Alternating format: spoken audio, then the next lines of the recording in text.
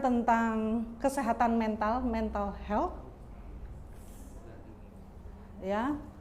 Lalu kalau nggak di dalam mental health itu ada sehat dan ada yang kurang sehat sampai ke sakit dan sakit berat, ya. Apa saja mental health itu banyak, luas, tapi hari ini kita akan spesifik bicara tentang kalau normalnya mental health itu seperti apa, lalu masuk ke dalam posisi stres, kecemasan, anxiety, kemudian depresi, dan yang terakhir suicide atau bunuh diri, ya. Oke, nah ini mental health dulu, yuk. Oh, pakai ini senjata kita. Ini kalau naik ya, kalau terus ini. Oh, ini terbalik. Bukan punyanya, selalu begini. Nah, oke. Mental health sudah beberapa tahun ini terus disampaikan bahwa dia sama pentingnya dengan fisik, oke? Jadi kalau sehat fisik ya harus sehat mental. Tapi saya lupa tentang kesehatan fisik saya, apalagi kesehatan mental gitu nanti ya. Jadi mulai sekarang ya sudah, kita harus sehat fisik, sehat mental. Karena dia bobotnya sama. Ya, bobotnya sama. Jadi sekarang mulai harus aware, harus nyadar bahwa kita ada 2 kesehatan yang harus diperjuangkan, bahkan 3 ya. Ada kesehatan spiritual juga, tapi kayak yang datang di sini kayaknya udah dengan penanganan Bapak Ikna pasti sudah sehat spiritual semua. Haleluya ya. Nah, makanya kalau sudah dibahas Pak Ikna ya sudah, saya yang mentalnya saja ya. Karena sangat berpengaruh, nggak sehat fisiknya, mentalnya juga sakit, mental sakit, fisiknya sakit, kemudian mentalnya sakit, spiritualnya juga tersendat-sendat alias macet kayak arus balik ini ya, sekarang ini. Mental health, oke, kriterianya apa? Kalau mau nggak usah diinget-inget panjangnya kayak kita ujian ya, sadar aja kamu mampu apa. Kamu tuh bisa apa? Bisa apa ya? Nah itu belum nyadar, kamu bisa apa? Kamu bisa apa? Terus kemudian ada masalah, ada stres, kita tahu cara penanganannya. Itu sehat. Berarti kalau kalian sehat fisik juga kalian misalnya kena DBD, ada yang kena DBD ya beberapa hari yang lalu ya, langsung rumah sakit, itu berarti tahu penanganan. Kalau DBD nanti pergi ke kafe berarti nggak tahu penanganannya, salah ya kayak gitu ya. Nanti kalau stres malah bikin masalah itu berarti nggak tahu penanganannya. Kemudian produktif, ini mahasiswa semua sama bekerja. Produktif ya. Nah kalau nanti di kamar terus minggu gak kemana-mana ya, sampai GoFood-nya ditaruh di pintu karena saking nggak mau keluarnya, nah itu berarti nanti kita bicarakan kenapa begitu ya. Magernya luar biasa sampai nggak produktif. Yang ketiga ini nanti dipertanyakan. Kemudian berperan di komunitas, berkomunitas itu sehat mental. Karena kalau menyendiri aja, nah itu juga ada sebabnya. Jadi kalau masih kumpul-kumpul sama temennya rutin, asik di tengah komunitas, sehat centang, alhamdulillah gua datang, untung gua datang hari ini sehat mental, kalau enggak gitu ya. Oke, aman. Jadi 4 ini aja ya, bisa ngumpul tanpa cemas, kemudian produktif, kalau ada masalah udah ada cepet aja idenya muncul mau ngapain untuk penyelesaian, lalu kemudian yang terakhir kita tahu kemampuannya apa. Berarti kalian sudah sehat, kurang lebih begitu, yang paling gampang. Nah ini kalau pointer ini ya, ini ya, oke, tahu kemampuan, stresnya bisa di ini, produktif, bisa kontribusi di komunitas. Kalau sudah di komunitas tapi nggak ngapa-ngapain, nah itu coba nanti ya diobatin ya supaya berperan gitu ya di komunitas ya. Oke. Nah, kalau yang mental illness itu adalah satu kondisi kesehatan ya. Tapi jangan membayangkan kesehatan fisik aja, satu kondisi kesehatan di mana kondisi itu dipengaruhi dan mempengaruhi cara berpikirnya, perasaannya, dan perilakunya atau moodnya. Ini yang jadi masalah, proses berpikir, proses merasakan, proses memutuskan perilakunya, atau menjaga moodnya. Nah, nanti aku moody banget gitu ya. Moodinya apa? Aku tuh semangat banget terus-terusan, gak bisa berhenti semangatku ini. Ya, tapi nggak pernah berhenti sama sekali, nggak, sampai aku nggak tidur 3 hari. Nah, itu terlalu bersemangat kalau itu ya, sampai nggak tidur. Atau tidur terus nggak bangun-bangun, bangun cuman ngecek aja ada yang baru atau enggak di sosmed, nah itu habis itu tidur lagi, itu juga masalah. Kondisi-kondisi ini kalau berpengaruh pada kemampuan sosial kita, ya, pikiran kita, perasaan kita semua kalau ngaruh sama produktivitas, sampai kerjaan kita, kalau mahasiswa kerjaannya belajar ya, bagi yang sudah bekerja ya kerjaannya ada di kantor masing-masing. Kalau itu berkurang karena pikiran kita, karena perasaan kita, nah itu berarti sudah mulai lampu kuning menyala karena kerjaannya bermasalah. Terus hubungannya sama teman-temannya bermasalah. Apa-apa nanti sensi. Kok dia ngeliatin aku kayak gitu, nanti diliatin kok dia nggak ngeliatin aku, diliatin kok dia ngeliatin, gimana, membingungkan orang dia. Nah itu juga bermasalah, mulai curigaan terus sama temennya, sensi sama temennya, marah-marah terus, sampai akhirnya menyendiri, enggak lah gua nggak mau kumpul lagi setelah komunitas ini misalnya. Kemudian komunitas yang lain juga begitu, nggak mau kumpul juga, sampai kayak yang circle terkecil juga tidak mau, akhirnya social withdrawal ya, menyendiri, wes ya. Jadi kalau withdrawal yang di ATM itu sih nggak apa-apa ya. Kalau social withdrawal kayaknya yang enggak lah ya, jangan gitu ya. Jadi kalau sudah pada posisi itu sebenarnya kita harus membicarakannya, oke? Nah, sama ya. Kalau sehat itu resilient, membal. Habis jatuh bangun lagi, gitu ya. Itu membal namanya. Kayak bola bekel, jatuh membal lagi, lebih tinggi malah membalnya, itu namanya resiliennya bagus. Bisa empati, nggak adem ayem cuek ya, optimis, produktif, pede, itu sehat. Berpikirnya clear, memutuskan A atau B, nanti susah A atau B ya, tapi kalau AB bagaimana ya?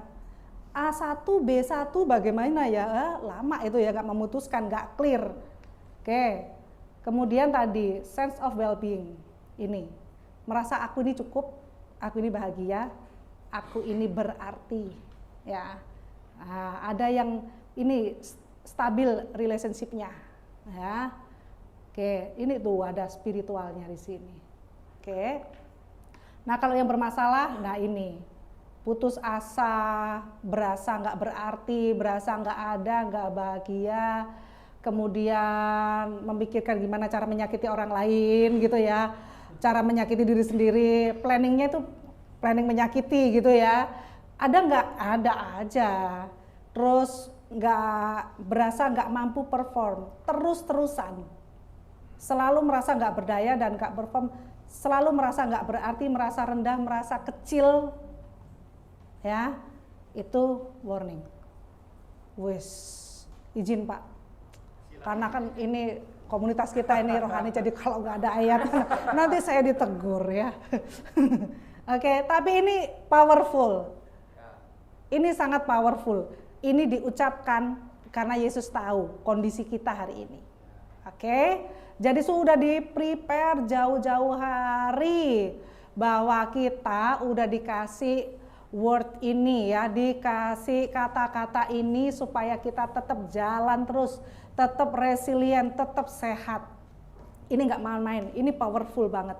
Jadi justru kalau kita lagi nggak baik-baik aja, memang harus datang ke Tuhan karena itu yang paling asik, ya.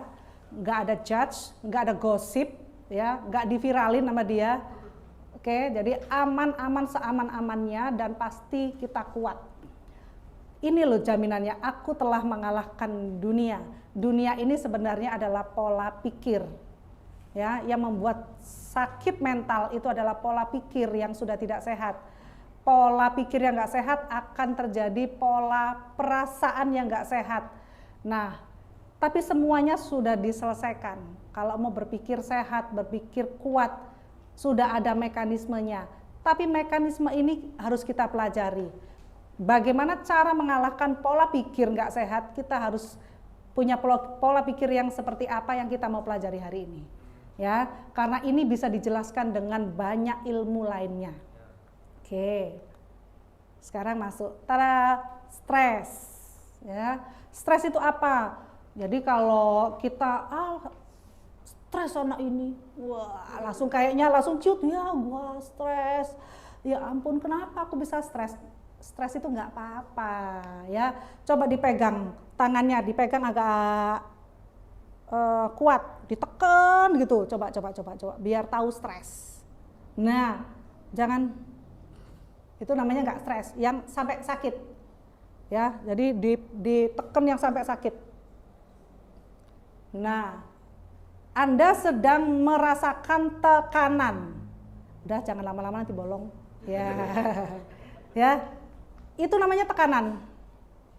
Sekarang sebelahnya, ya, sebelahnya yang bukan mukrimnya mungkin jangan, ya. Tapi kalau udah bestie ya nggak apa-apa lah, terserah, ya. Coba ditekan yang kayak tadi, dicubit atau ditekan atau gitu.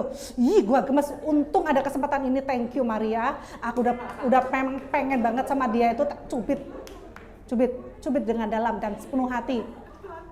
Kan lakukan semuanya dengan sepenuh hati, ya. Oke, sudah. Dengan semua kekuatanmu dan dengan segenap jiwamu sudah mencubit tadi. Jadi temannya sudah merasakan tekanan belum? Sudah. Cubitannya sakit nggak? Loh, cubit dong. Tekan sampai berantem. Enggak. Ya, udah. Jangan sayang-sayang. Ini syah ini, ya. Syah. Nah, supaya kalian merasakan, itu namanya tekanan. Tekanan bahasa lainnya stres. Nah, stres itu tekanan. Jadi kalau lu ini stres, itu jangan parno dulu seakan-akan Anda langsung ke kurungan nyawa daftar di sana.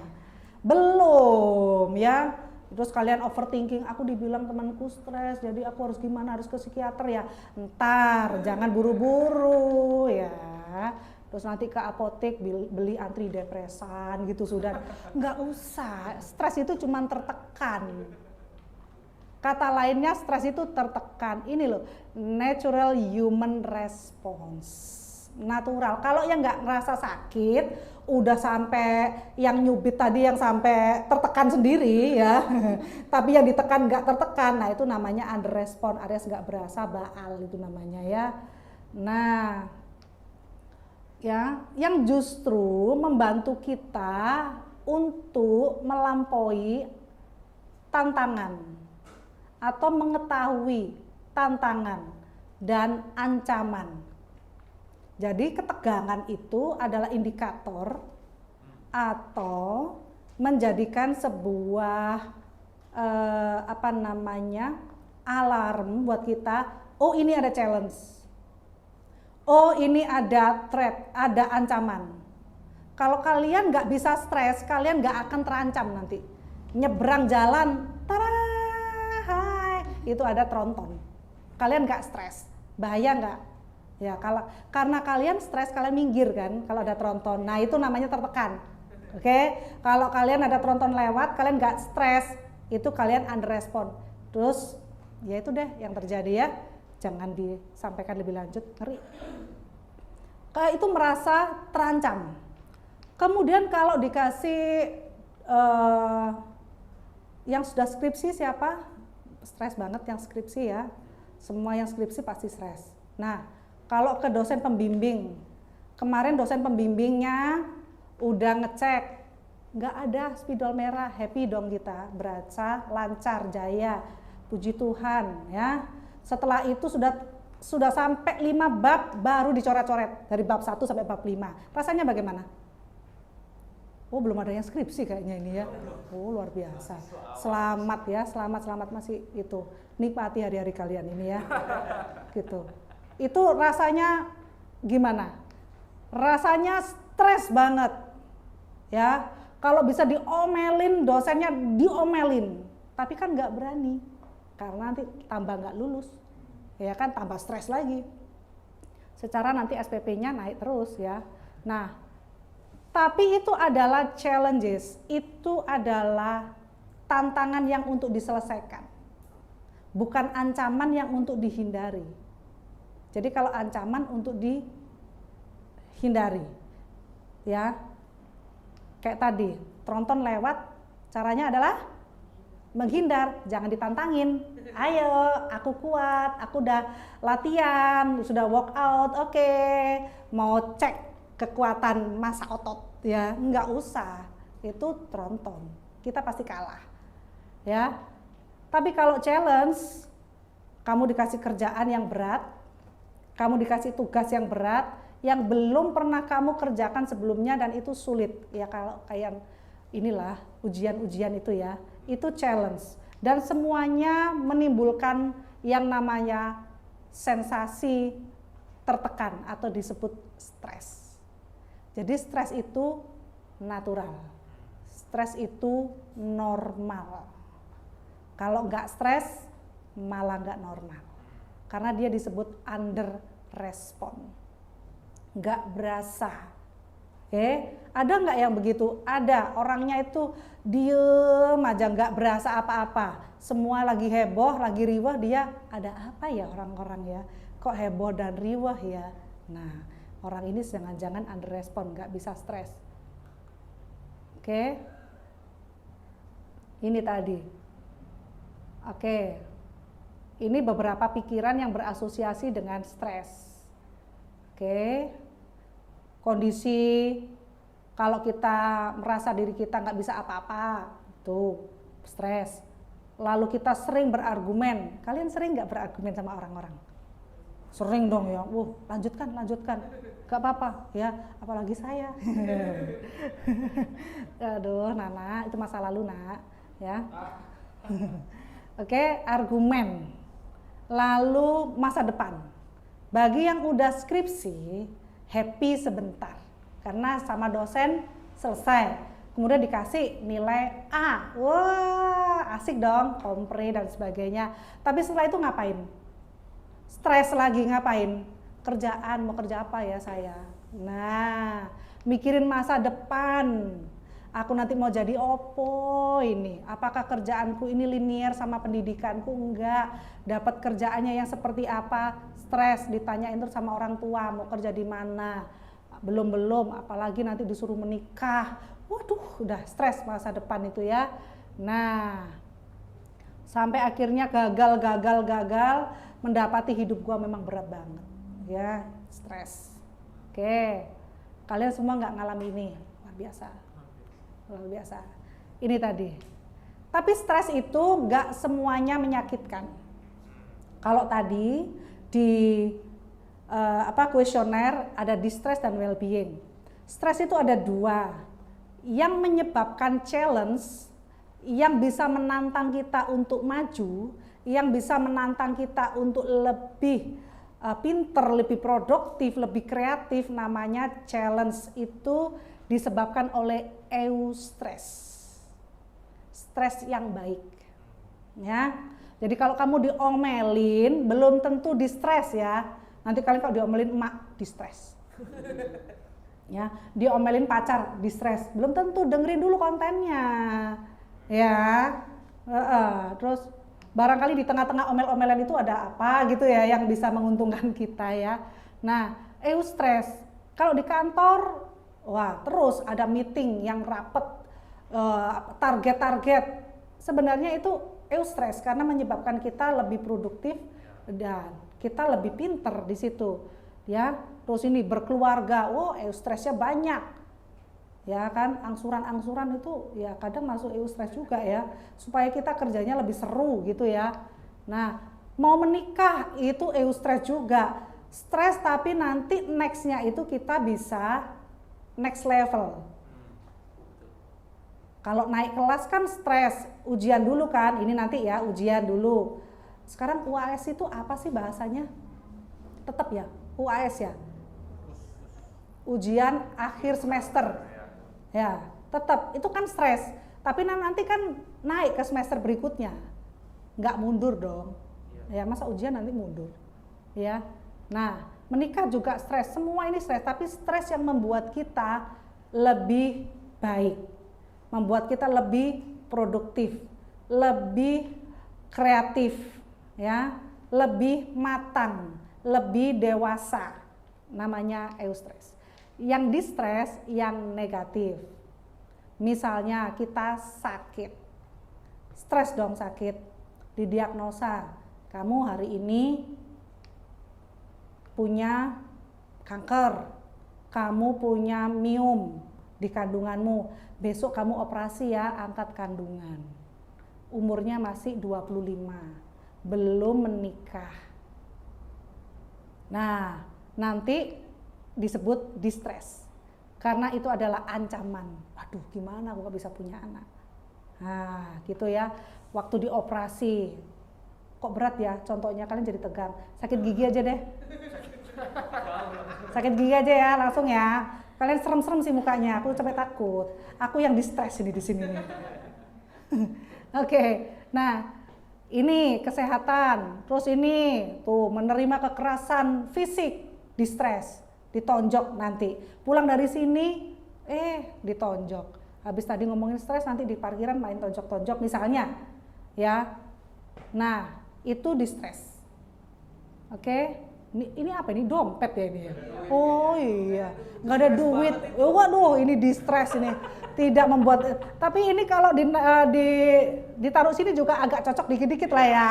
Nggak ada duit, gimana ya caranya ya? 1, minta emak. 2, minta bapak. Yang ketiga nggak ada, minta emak sama bapak aja ya. Nah enggak, nanti yang ketiga apa, kerja apa gitu ya. Nah itu. Kebayang distres sama eustres? Bayang ya. Jadi tidak semuanya itu membuat kita jadi sakit, enggak. Nah, reaksi kita waktu kena stres beragam. Ada yang fight. Nah, sini gua adepin, masalahnya apa sih? Cewek lu ini selingkuh. Wis, sini gua adepin. Siapa cowoknya yang dia adepin? Atau malah melipir misalnya. Nah. Ya. Fight for. Wah, aku mah cinta dia, akan kuhadapi. Wah. Kalau zaman jadul itu lautanku seberang ya, sekarang kan nggak usah ya, pakai sosmed aja lah, nggak usah nyebrang-nyebrang ya. Dihadepin, masalahnya apa? Dihadepin. Misalnya sekarang ini kita punya kesulitan, tim kita bubar, tim kita kerja bubar, modal kita habis dan sebagainya. Ngapain nih enaknya? Kalau mau dihadepin, harusnya gua belajar manajemen. Harusnya aku mulai ikut pelatihan manajemen.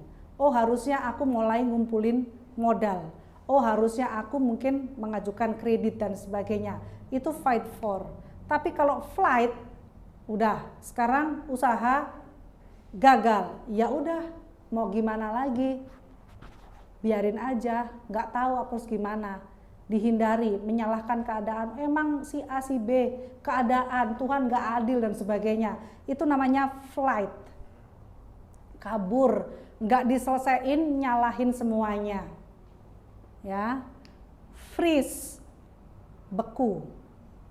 Oke, jadi waktu ada stres kita malah diem, nggak ngapa-ngapain. Ini terjadi pada kasus-kasus kekerasan. Kadang dan lebih banyak ada di kekerasan seksual, ya. Jadi pada saat misalnya para perempuan mungkin belum belajar pendidikan seksual, nggak tahu batas-batas mana yang boleh disentuh dan tidak, dan nggak tahu cara bersikap, tiba-tiba ada yang megang area private kalian, dan kalian nggak tahu apa yang harus dilakukan. Kalian tahu itu nggak enak rasanya, kalian tahu itu seharusnya tidak terjadi, di dalam kalian terjadi sebuah konflik besar, rasanya nggak nyaman, tapi kalian nggak bisa apa-apa. Diem. Itu namanya freeze. Ya. Terus atau kalian menerima sebuah komplain yang besar, orang menyerang kalian begitu hebat dan kalian hanya diam. Setelah itu dikonfirmasi juga diem dan kalian nggak bisa ngomong apa-apa tentang masalah itu, hanya diam. Itu namanya freeze. Oke, kalian berpikir percuma direspon, tapi itu nggak menyelesaikan masalah, itu namanya freeze. Ya, yang ini adalah kalau ini found sebenarnya ya, aku nggak tahu ini W itu W and found gitu ya. Nah, dia malah menyenangkan pihak lawan. Nah, ini terjadi di orang apa-apa dipecandain. Kalau stres, apa-apa itu kita mengkamuflase. Kita akhirnya malah ngikut sosial, kita stres di sosial itu, tapi kita malah ngikut, ngeblend di dalamnya, nggak diselesain, tapi malah ikut, berasa kita itu setuju, berasa kita itu nggak bisa ngelawan dan ikut aja, menyenangkan orang lain. Lebih banyak terjadi di people pleasure yang ini. Jadi kalau dia justru malah nggak menyelesaikan masalah, tapi justru mengikuti dan kita pura-pura tidak ada masalah di situ, ya. Nah, langsung gua yang mana ya. Nah, ini stres, ini dari Kementerian Kesehatan. Ini kalau gejala stres yang udah numpuk ya sampai ke badan. Nanti kalau kalian mudah tersinggung, susah tidur, susah konsen, nafsu makan berkurang atau berlebih ya, nah makan terus malahan ya, nah terus mulai mahnya kambuh, sakit kepala dan sebagainya. Nah ini mulai stres, ini sudah mulai stres yang sudah berkelanjutan ya. Sepertinya ini mengalami distres yang lebih tinggi, eustresnya juga belum bisa diselesaikan, numpuk-numpuk sehingga begini. Oke, ini ciri-ciri stres. Oke, kata WHO tenang, semua orang stres kok, nggak cuman kita. Jadi kalau kalian stres itu jangan stresnya yang dipikirin. Habis mikirin masalahnya belum kelar malah mikirin stresnya. Oh, kok gua stres ya nggak kayak teman gua nggak stres, kok gua stres? Malah stresnya yang dipikirin bukan masalahnya ya. Aduh nggak usah, itu namanya overthinking ya. Kita semua stres, memang begitu. Di dalam dunia ini memang begitu, ya. Itu kenapa harus ada Yesus, harus ada Roh Kudus, penolong kita. Kalau enggak, gawat bubar kita.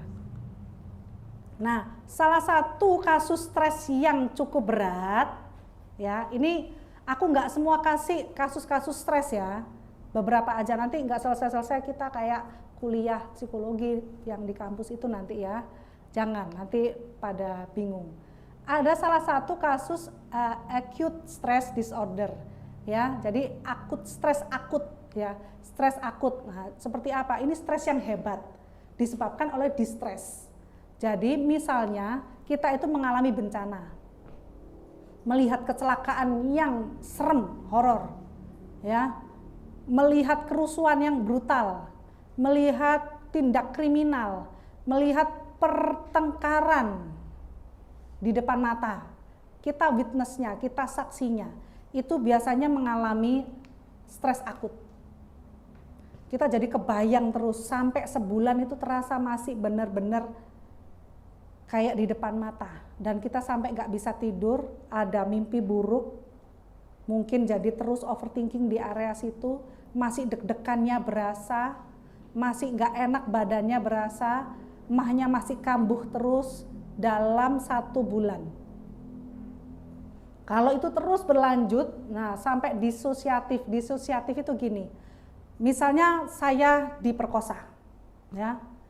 Ini karena di kasus kekerasan seksual seringkali terjadi disosiatif. Pada saat diperkosa, saya diperkosa, saya tidak ingin ini terjadi, saya tidak tahu, saya melawan, saya tidak bisa, maka di dalam diri saya selalu akan berharap bahwa ini tidak terjadi. Kepengennya ini tidak terjadi, tapi ini sedang terjadi. Bisa membayangkan? Ya, ini sedang terjadi saya tapi nggak pingin ini terjadi. Sampai akhirnya saya ingin lepas dari realita itu. Nah, Pak, pernah ngalami kejadian yang sangat hebat, yang sebenarnya kalian nggak mau itu terjadi, dan kalian berandai-andai di titik itu saya menghilang aja harusnya sekarang ini. Nah, saya nggak mau melihat ini. Saya nggak mau melihat ini, saya mau menghilang dari sini sekarang. Sehingga kita rasanya kabur, kepengen nggak ngalami itu namanya disosiatif, kepingin menghapus momen itu, ya. Semoga tidak ada yang mengalaminya. Oke, disosiatif. Jadi kita, makanya kadang-kadang orang itu sampai freeze, itu karena saking mau nolak tapi nggak bisa, ya. Atau sedang mengalami kekerasan, orangnya sampai bingung. Saya ini ngalami apa? Nggak ngerti, lagi nggak ngerti, ditanyain, halo, kamu nggak apa-apa? Kita nggak bisa berpikir jernih, itu disosiatif, ya. Rasanya nggak kepingin ngalamin itu, ya. Sampai nggak berasa saya di mana, saya ini ngapain di sini, gitu ya. Oke, kepingin selalu menghindari kondisi itu, moodnya negatif terus-terusan, ya. Kemudian ada pikiran negatif yang terus datang tiba-tiba. Ingat, tiba-tiba ingat. Sudah healing, sudah mau positif, tiba-tiba ingat. Nah, ini sebulan. Kalau ini sebulan terus intens namanya stres akut. Tapi harus ada kejadian luar biasa. Ya. Kalau nanti temennya pinjem duit 50.000, enggak stres akut ya. Bukan luar biasa itu ya. Ya, oke. Nah, PTSD, post traumatic stress disorder, Nah, PTSD ini kan sering didengerin, diketahui ya, oh PTSD. Nah, kalau PTSD ini lanjutannya dari stres akut. Ada kejadian luar biasa, ada tsunami misalnya. Wah, kita melihat banyak orang mati. Kita melihat rumah-rumah kita roboh. Kita melihat air yang begitu besar, kita kehilangan orang-orang yang dicintai. Tapi itu sebulan gak selesai. Semua gejala yang tadi di akut stres itu gak selesai dan berlanjut sampai 6 bulan. Kita rasanya kembali ke masa itu.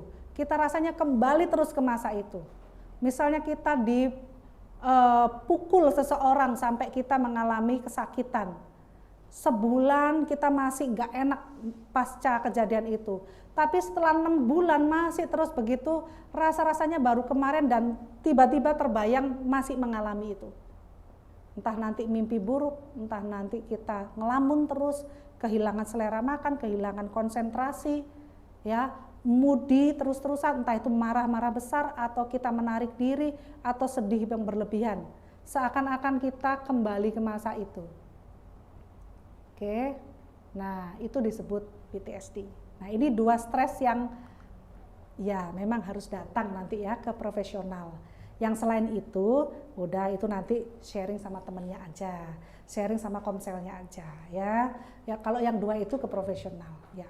Jadi sudah tahu stres macamnya, kemudian kalau sudah ke mental health yang harus ke profesional, yang 2 tadi contohnya.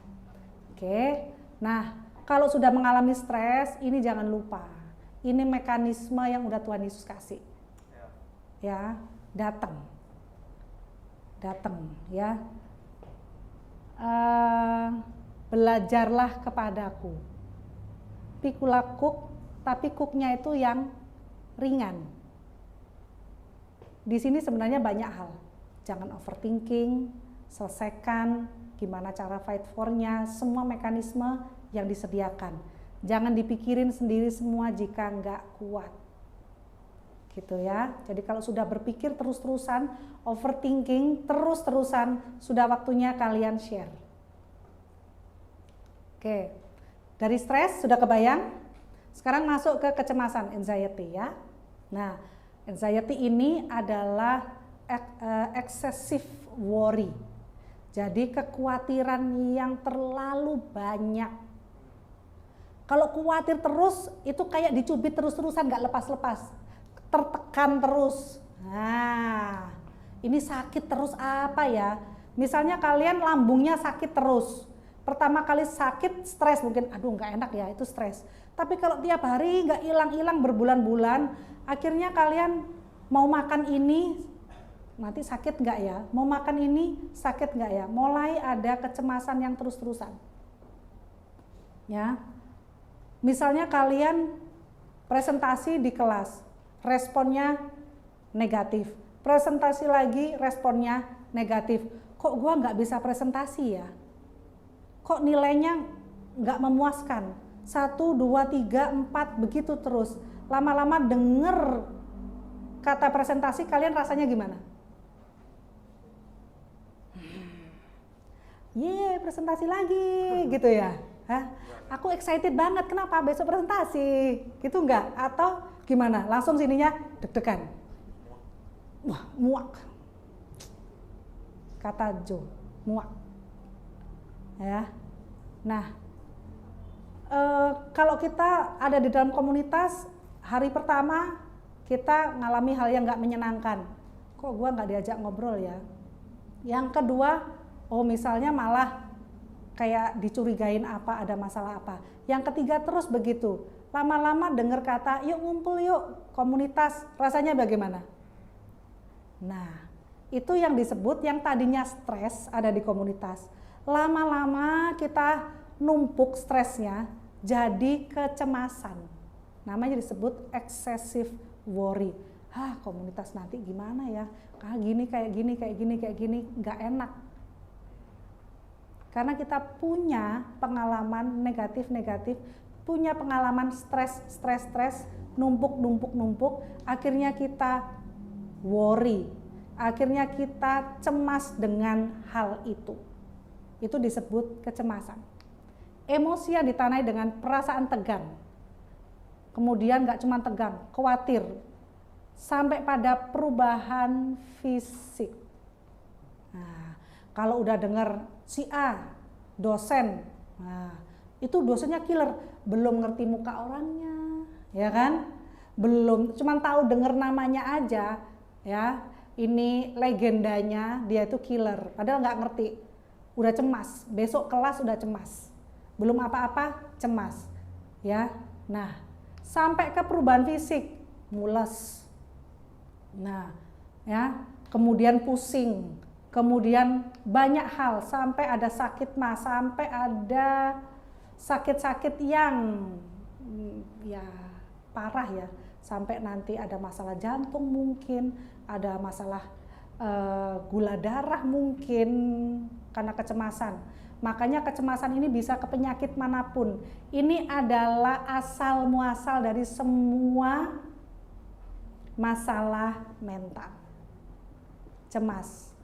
Makanya kita sampai tiap hari diingetin jangan takut. Ada 360-an ya Bapak ya, kata jangan takut ya. Itu maksudnya ini loh, jangan masuk ke area ini. Cemas, karena cemas ini asalnya semua mental illness. Di sini muaranya. Kalau stres tadi oke, asal jangan yang acute stress sama PTSD, itu kan kejadian luar biasa. Kalau tidak mengalami kejadian luar biasa ya sudah.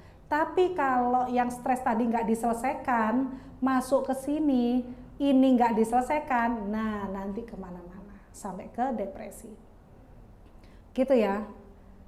Nah, tapi anxiety ini nggak sama dengan takut. Dia lebih dari takut. Kalau takut mungkin ngadepin dulu, terus kita takut. Ini belum diadepin, udah takut. Khawatir, udah cemas. Ya, anak-anak yang tidak mau ngumpul dengan temennya, yang nggak pede, yang merasa nggak bisa ngomong, memulai omongan bagaimana kalau berteman, makanya dia nggak mau temenan, dia mengalami social withdrawal, dia menyendiri, itu pikirannya banyak banget, khawatirnya banyak banget, overthinkingnya banyak banget tentang pertemanan. Dia berasa kayak capek banget ada di sebuah keramaian misalnya. Kayaknya energiku habis kalau di keramaian, maka ayo ngumpul, enggak. Dia sudah cemas, begitu dengar ayo kumpul, enggak. Kamu aja, enggak, aku sendiri aja, aku di kamar aja, cemas. Dia nggak cuma takut, kalau takut nanti ada masalah sama temannya baru, oh nggak enak aku takut lah. Tapi ini nggak ada apa-apa, tiba-tiba ya kita khawatir aja. Ya, oke. Kemudian tentang masa depan, sampai nggak mau milih. Misalnya kalau SMA kadang-kadang masalahnya itu nggak mau milih jurusan. Karena tiap hari itu papa mamanya sounding tentang orang lain yang lebih berhasil. Atau papa mamanya orang yang berhasil. Sukses papa mamanya, anaknya ngeper. Kalau nanti aku nggak sukses kayak papa mamaku bagaimana? Dipikirin bertahun-tahun tanpa diomongin, anaknya sendiri itu nggak nyadar bahwa dia sedang cemas. Karena melihat kesuksesan dari orang tuanya, maka dia sampai nggak berani milih jurusan kuliah, mama aja yang milihin. Kalau nanti gagal, kan salahnya mama yang milihin aku. Karena mamanya ngatur banget, papanya khawatir banget. Milih satu, enggak itu jelek, ini enggak itu nanti buat apa? Ya udah, kamu aja yang milih untuk saya. Saya cemas kalau nanti saya yang bersikap, nanti keadaan akan menyalahkan saya. Itu sampai ke kecemasan tentang masa depan. Misalnya begitu. Tidak mau berpasangan misalnya. Nggak berpasangan nggak apa-apa teman-teman. Tapi kalau nggak berpasangan karena sebuah kecemasan tentang hubungan, maka kecemasan itu harus diselesaikan. Setelah diselesaikan kecemasan itu, baru kita punya pikiran clear mau berpasangan atau tidak. Nah gitu, jangan tiba-tiba kita masih dalam keadaan luka yang belum selesai yang menyebabkan kita cemas. Saya nggak mau berpasangan, kenapa? Nggak enak apa? Pokoknya nggak enak. Si A, si B, si C itu nggak enak tuh kan kayak gitu. Kalian langsung otomatis cemas bahwa berpasangan itu nggak banget. Karena kalian mengalami kondisi-kondisi akibat orang yang berpasangan yang langsung menimpa kalian. Misalnya, orang tua yang berpisah, orang tua yang terus berantem di depan kalian, orang tua yang menuntut misalnya, kalian sampai aku nggak mau punya anak, nanti anakku kasihan kayak aku, misalnya, itu namanya kecemasan, belum dihadepin udah nggak ketemu langsung tapi nggak mau, itu udah cemas duluan. Tentang masa depan, tentang hari ini, bahkan cemas tentang masa lampau. Jadi ini sebenarnya sudah nggak make sense. Karena kita cemasnya udah tinggi banget, tapi tidak bisa dibuktikan bahwa itu ada atau tidak. Gitu ya. Nah, ini kalau social withdrawal. Kalau nanti saya di depan orang, kayak berasa orang itu semua ngomongin aku, ngelihat aku kok kayak gitu, padahal nggak ada, mereka ngomong sendiri-sendiri sebenarnya ya. Terus ngelirik ya, berasa kita ada ya, kalau nggak dilirik nanti salah juga. Tapi kita pikirannya kemana-mana. Aku ini jelek, tuh kan dia ngelihat aku kayak gitu, tuh kan aku jelek. Karena kalian punya kecemasan tentang body kalian, tentang badan kalian. Self image-nya buruk, body image-nya buruk, sehingga waktu muncul di keramaian, kalian kayak merasa telanjang.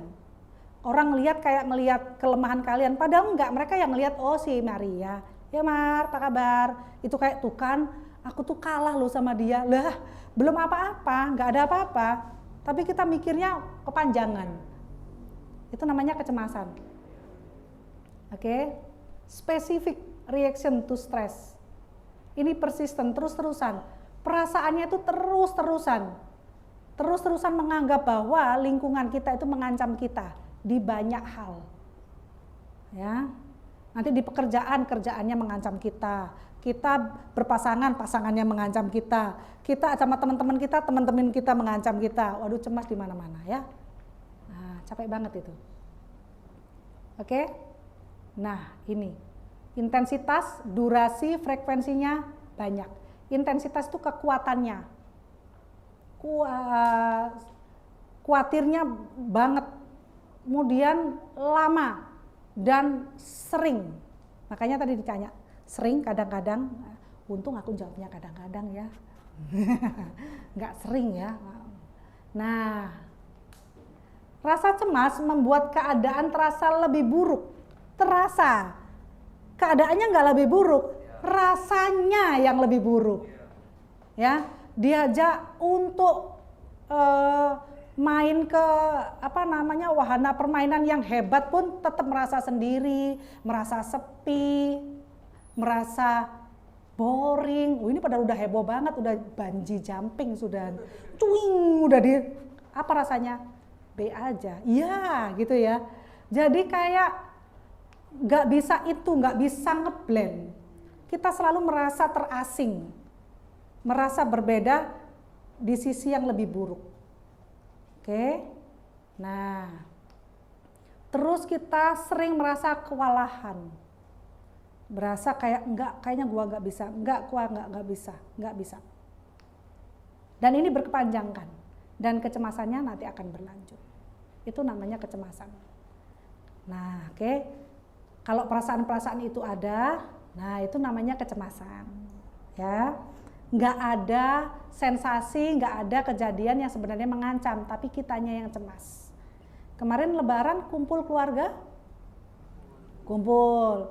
Ada pertanyaan-pertanyaan yang ritual pertanyaan, ya, yang tipikal ditanyakan, yang kalian sebel. Ada muncul lagi, kapan menikah, punya pacar belum?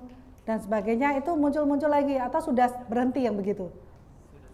Sudah tidak ada ya, puji Tuhan. Jadi sudah bertobat ya, yang nanya ya, aman berarti kita ya.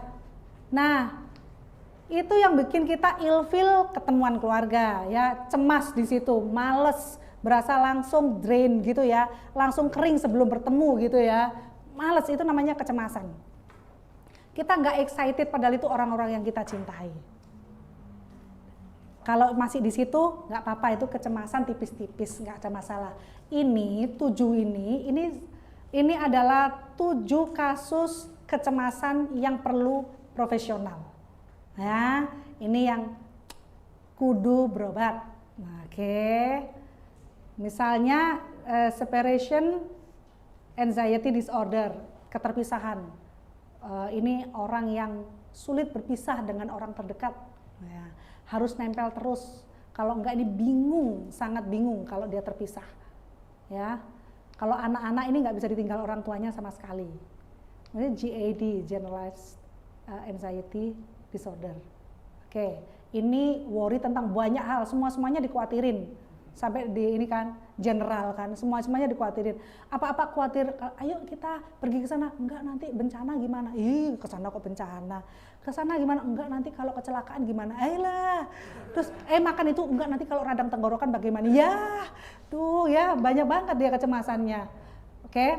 Ini OCD udah tahu dong ya, suka yang sering dibicarakan tuh suka cuci tangan ya, suka bersih-bersih berlebihan, orangnya cemas, bolak-balik ngunci pintu ya, serasa ada sesuatu terus yang kurang dan bolak-balik, nggak yakin bahwa itu sudah diselesaikan ya, OCD.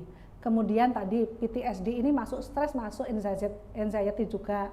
Ini spesifik fobia tahu dong ya, takut akan sesuatu, entah itu binatang, entah itu alam, entah orang atau situasi tertentu. Cicak. Nah, malah kobra enggak ya? Kobra malah dilus-lus gini ya. Aduh, kamu apa kabar? Cicak malah kabur ya, Bos. Waduh. Godzilla. Ya. Nonton ya Godzilla ya, sama King Kong itu ya. Duh. Nah, ini social anxiety disorder. Ini tadi yang social withdrawal ya, nggak suka di keramaian. Di sini juga ada nggak suka di keramaian. Nah, kemudian di sini nggak suka bersosialisasi. Terus ini panik, tiba-tiba tidak ada sebab, kita yang tadinya baik-baik, tiba-tiba kita panik. Tiba-tiba deg-degan, keringat dingin, kadang-kadang nangis, kadang-kadang teriak, kadang-kadang kita kayak sesak nafas. Itu panic disorder. Dia yang didahului dengan panic attack, serangan panik. Gitu ya. Nah, itu adalah beberapa kasus kecemasan yang mulai harus dibicarakan dengan profesional. Ya, yang selain ini ya udah anteng aja ya. Cukup berkonsel kita. Nah, waduh ini garisnya nggak ketangkep ini. Ya, stres sama anxiety, bedanya apa? Kalau stres dari eksternal, kalau anxiety dari internal. Belum ada threat-nya, udah cemas duluan. Kalau stres memang jelas ada ancamannya. Kalau anxiety long term, kalau stres short term. Triggernya ini jelas diketahui, dikenali. Tapi kalau anxiety nggak jelas. Lu kenapa sih kalau ketemu bapak lu selalu uring-uringan? Nah, tiap kali mau ketemu uring-uringan. Padahal bapaknya cuma baca koran gak ada apa-apa. Deket aja uring-uringan udah. Kenapa sih? Nggak tahu. Gue kayaknya kalau deket mama gue juga gitu, kayak berasa pengen marah aja, kabur. Ya, nggak ngerti ada apa. Itu cemas. Emosi dasarnya kalau stres itu kewalahan. Aduh gue nggak mampu udahan, itu stres. Tapi kalau kecemasan rasanya itu ketakutan, worry-nya yang besar. Oke, stres itu ringan, anxiety itu berat. Naturnya kalau ini ada trigger spesifik, kalau ini general. Rasanya kalau stres itu burnout, kalau ini sampai panic attack. Kalau stres kita cuma kelelahan, berasa lelah banget setelah tidur ya udah. Tapi kalau anxiety habis tidur ya gitu lagi, habis healing ya itu tadi, tetap dia pasti nempel, nggak sembuh-sembuh. Bahkan tiba-tiba ada ngamuk di tengah-tengah proses atau nangis di tengah-tengah proses yang nggak jelas. Ya, kadang klien kan begitu. Kenapa dek? Nangis. Kenapa? Gak tahu. Wah, itu ya. Kenapa? Meledak. Kapan? 1, 2, 3. Kenapa? Gak ada apa-apa. Wah, itu ya. Itu. Treatmentnya, nah kalau stres ya udah ada healthy coping aja, ada penyelesaian secara sehat aja. Mulai olahraga, kerjain hobi, berkomunitas, sharing, kita doa segala macam sudah selesai. Tapi kalau anxiety terapi, ya harus terapi ya. Oke, ini hampir sama ya, hampir sama kayak tadi. Oke, sekarang masuk tipis-tipis ke depresi ya. Dari stres, kemudian kecemasan lebih berat, kecemasan yang berkelanjutan, nggak diselesaikan, langsung dia akan ngintip-ngintip yang namanya depresi. Oke, ya anxiety ini memang tidak selalu menjadi depresi, tetapi memang sebagian besar kecemasan yang tidak diselesaikan akan menyebabkan depresi, dan sebagian besar kasus depresi punya trigger dari anxiety disorder. Jadi udah kayak jurusannya berikutnya, kalau nggak diselesaikan ya udah next depresi gitu ya. Oke, depresi apa? Extreme sadness. Sedihnya itu lebih besar dari masalahnya sebenarnya. Tapi di sininya sakit sekali, di dadanya tuh sakit sekali. Sedih itu kan sebenarnya dadanya sakit. Aku belum pernah sedih Bu Maria. Puji Tuhan. Ya, jangan ya. Buat yang udah pernah aja ya, mari kita membayangkan. Di sini tuh kayak ada yang nusuk, sakit banget. Ya. Marah lahir dari kesedihan juga yang diekspresikan dengan defense mekanisme yang disebut marah, yang besar. Yang menyerang. Tapi kalau sedih ada juga yang dimasukkan ke dalam dirinya sendiri. Itu sakit, tapi dua-duanya kalau diteliti waktu kalian meledak marah atau kalian menangis sedih atau nggak ngapa-ngapain freeze tapi sininya sakit banget ya, rasanya sedih itu dadanya memang nggak enak, nyesek atau nusuk gitu ya, itu sampai ke sana. Ya, bagi yang mungkin pertama kali diputusin ya tipis-tipis ngerasain itulah ya. itulah ya, kayak gitulah dikit-dikit ya. Gitulah. Dikit-dikit untuk penyemangat hidup ya. Oke, extreme sadness. Despair, putus asa, nggak ada ide. Sedih sekali, nggak ada ide. Rasanya mulai kita mulai ngambang karena rasanya terlalu sakit, tiba-tiba nanti nggak berasa. Ya, nanti nangis terus-terusan atau marah meledak terus-terusan. Moodnya low, nggak mau ngapa-ngapain, males apa-apa, ya, kehilangan konsentrasi. Nah itu, ya. Dan depresi memang berpengaruh pada fisik, ya, sudah pasti berpengaruh pada fisik. Nih loh, kesakitan, ya, weight loss. Wah ini saya tunggu-tunggu Bu Maria, saya diet tidak berhasil. Gimana kalau pakai cara depresi saja? Jangan ya nak ya, jangan ya. Ini beda, bukan diet ya. Ini ya, ini penyakit baru, bukan diet. Ini bukan program diet ya. Depresi bukan program diet ya, jangan. Oke, kehilangan gairah, males ngapa-ngapain, males banget. Nggak cuman mager, tidak ada alasan untuk bergerak, makanya sampai di kamar terus-terusan nggak bergerak, tidur terus, ya. Kemudian gangguan tidur, waktunya tidur kalian melek, ya, waktunya melek kalian tidur, gitu ya. Nah, terus nggak berenergi. Nggak berenergi, lemes, nah letoy, pokoknya kayak baju kotor itu loh, yang ya, yang di keranjang baju kotor tuh, kayak gitu modelnya orang depresi ya.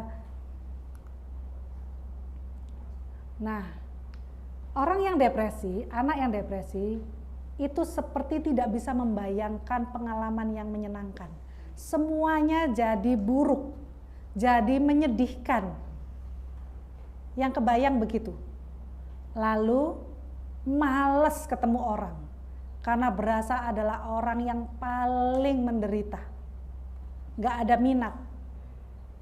Kemudian self esteem, merasa tidak berharga, tidak ada gunanya hidup. Ya gak mampu konsen kalau sudah begitu ya, gimana mau konsen? Nah, itu tadi ya. Ini salah satu masalah kesehatan mental yang cukup berat yang harus ke profesional.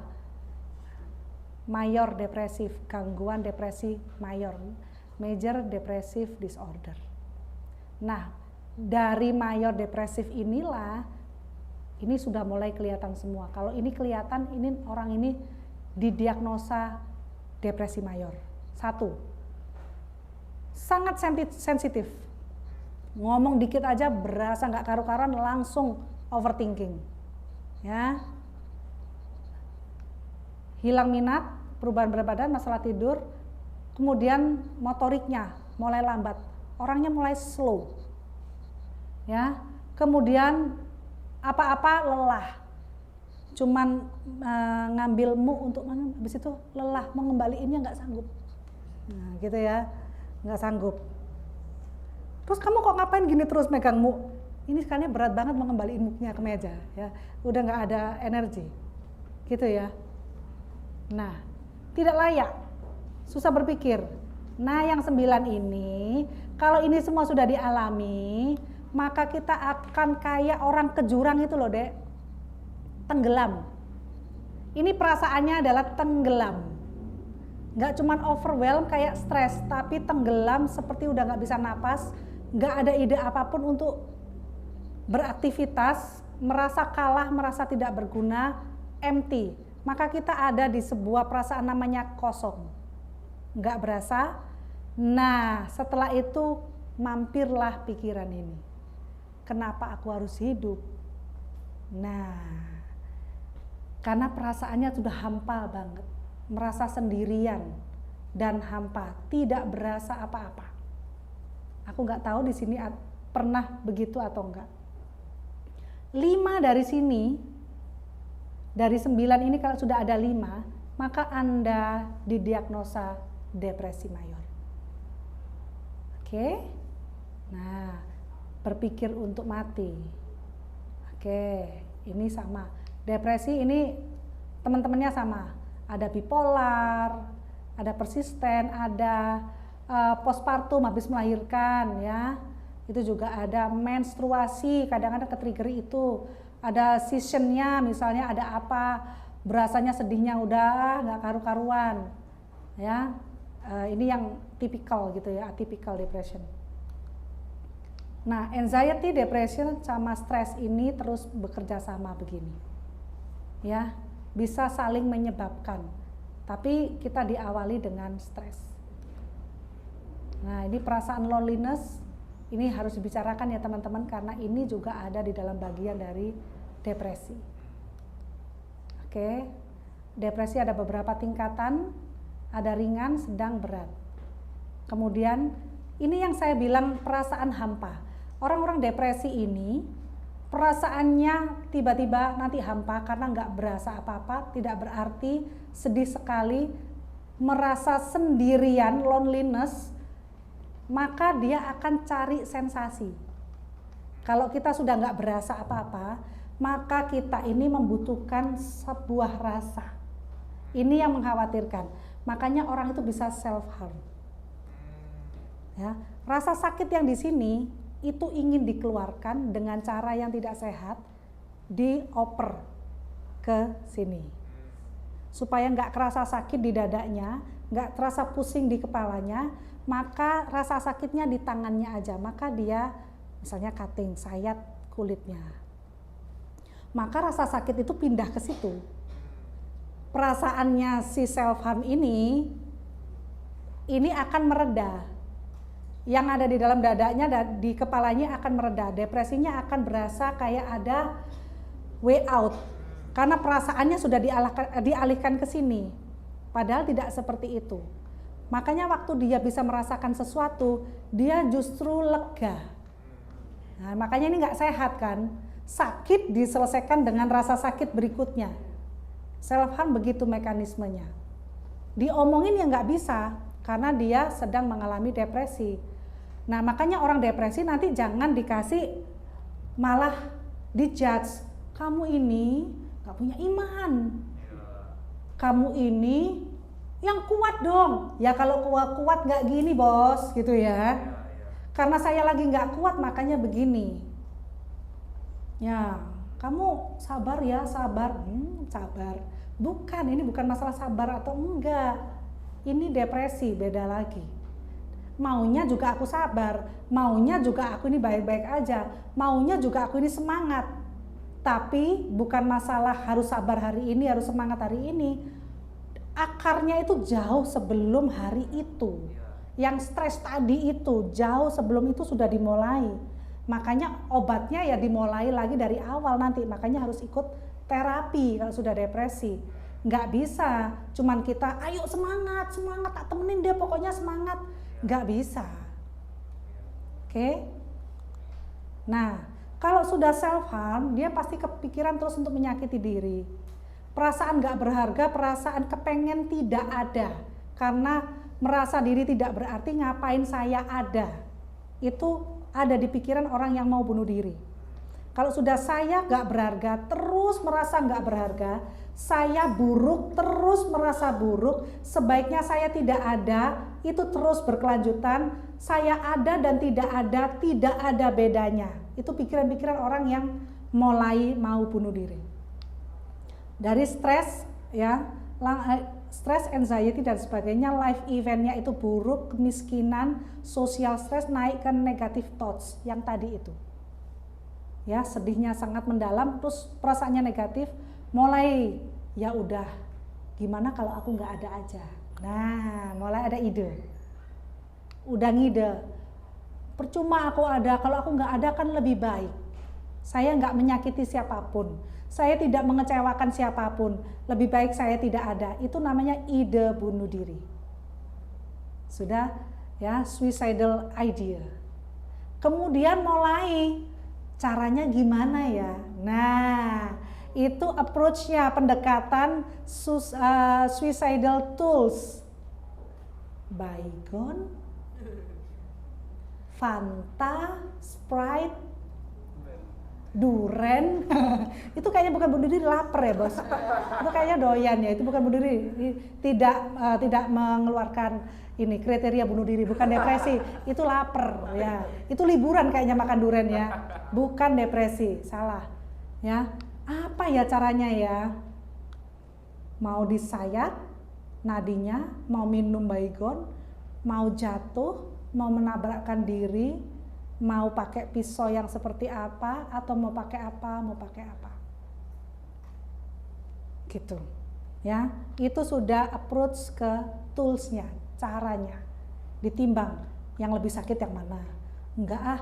Nah biasanya kalau nimbang-nimbang terus dan kebayang sakit semua, sebenarnya nggak bunuh diri, karena ini takut bunuh diri orang ini sebenarnya. Itu namanya tenang.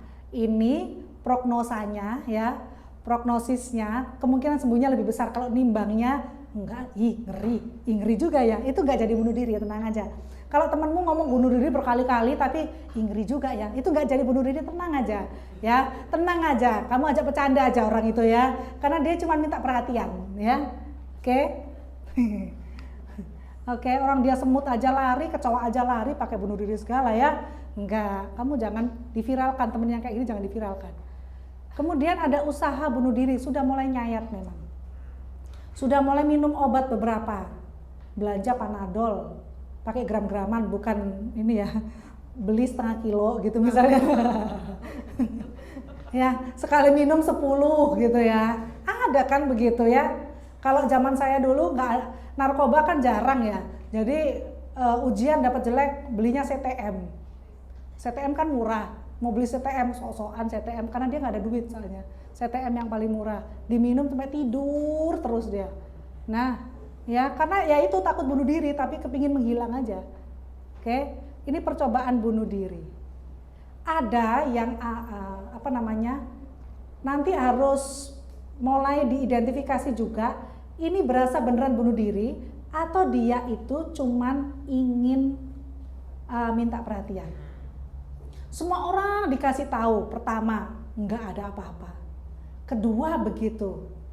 Nah ujung-ujungnya ternyata dia minta A, minta B, minta C, misalnya minta dikirimin makanan lah, minta diajak jalan lah, minta dikasih duit lah, minta dikenalin siapa. Walah, ini namanya acting out. Ya, namanya itu acting out. Anak ini itu caper. Ya, gitu ya. Itu Oke, nah itu belum ya.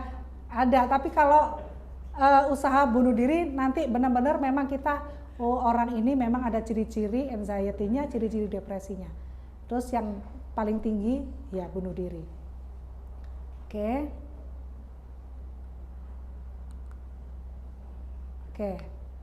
Bipolar, depresi memang banyak kasus menuju bunuh diri ya. Jadi kalau ada teman-teman yang mulai punya teman bipolar atau kita sekarang punya bipolar, cepat-cepat diobatin. Karena nanti mengarahnya ke bunuh diri, bisa. Oke. Depresi memang yang paling cepat beresiko bunuh diri. Oke. Kayaknya ini udah. Makanya ada ini. Kalau nggak ada ini, kita masuk ke perasaan hampa tadi. Damai sejahtera ini adalah rasa yang hangat di sini, rasa yang aman di dalam, rasa yang diterima, dicintai. Itu definisi atau perasaan-perasaan di dalam damai sejahtera. Dicintai, diterima, disertai, ya. Dia perasaannya penuh, dia perasaannya berarti. Itu perasaan dari damai sejahtera. Nah, kalau kita punya itu, ini sudah ditinggalkan semua untuk kita. Ya, oke. Dah, susah kan? Tuh, emang Nana ini susah materinya. Aduh, tegang banget ya. Oh, tegang banget ini. Sebaiknya